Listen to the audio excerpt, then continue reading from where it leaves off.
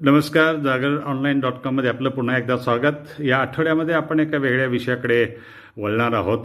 हा विषय आहे राष्ट्रपती भवनातला. राष्ट्रपती भवनामध्ये एक छोटेखानी कार्यक्रम राष्ट्रपती द्रौपदी मुर्मू यांच्या हस्ते पार पडला. राष्ट्रपती भवनाच्या अशोका हॉलच्या एका कोपऱ्यामध्ये सर एडविन लँडशियर लुटेन यांचा पुतळा होता, अर्धपुतळा होता. तो अर्धपुतळा हटवण्यात आला आणि त्या ठिकाणी सी राजगोपालचारी यांचा पुतळा बसवण्यात आला.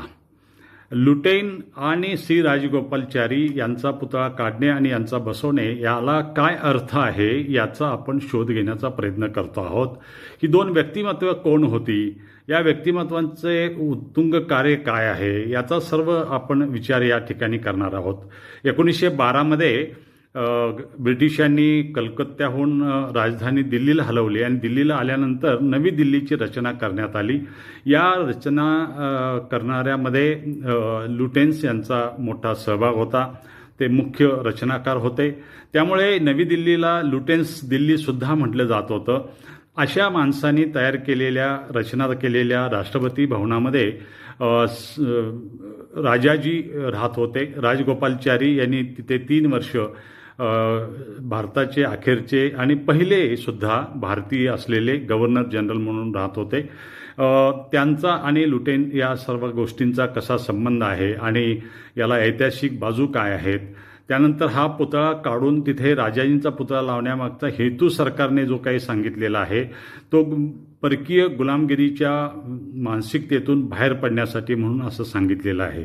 पण त्याचवेळी ज्या परकीय ब्रिटिशांची सत्ता देशातून संपवली, त्यांच्या साम्राज्यावर सूर्य देखील मावळत नव्हता असे म्हटले जात होते, अशा सत्तेच्या विरुद्ध लढणारे महात्मा गांधी यांचा पुतळा ब्रिटिशांनी लंडनमधल्या संसद भवनाच्या समोर उभारलेला आहे. म्हणजे त्यांना ब्रिटिशांना महात्मा गांधी यांच्याविषयी विद्वेष वाटत नाही, पण त्याच वेळेला आपण मात्र वेगळ्या पद्धतीनं विद्वेष करतो आहोत. वास्तविक राष्ट्रपती भवनाची ज्यांनी रचना केली त्यांचा तो पुतळा होता आणि त्याला एक ऐतिहासिक संदर्भ होता. ज्ञानाचं ते एक भांडार होतं असं मला वाटतं. आणि राजाजींचा पुतळा बसवण्यामध्ये काहीच हरकत नाही, पण त्यांचा पुतळा काढण्याची काही गरज नव्हती असं वाटतं. याच्याविषयी चर्चा आपण ह्या दोन्ही ठिकाणी केलेल्या आहेत. आणि या दोन व्यक्तींचा ज्यांचा उत्तुंग असा प्रवास झाला, एक आर्किटेक्ट म्हणून झाले आणि दुसरे भारताचे नेते ज्यांनी 5 दशकं भारतीय स्वातंत्र्य लढ्यामध्ये योगदान दिलेलं आहे. ते मद्रासचे मुख्यमंत्री होते, पश्चिम बंगालचे राज्यपाल होते, केंद्रीय मंत्री होते आणि भारताचे गव्हर्नर जनरल देखील होते. ज्येष्ठ लेखक होते, विचारवंत होते, साहित्यिक होते, संगीतकार होते, इतिहासकार होते.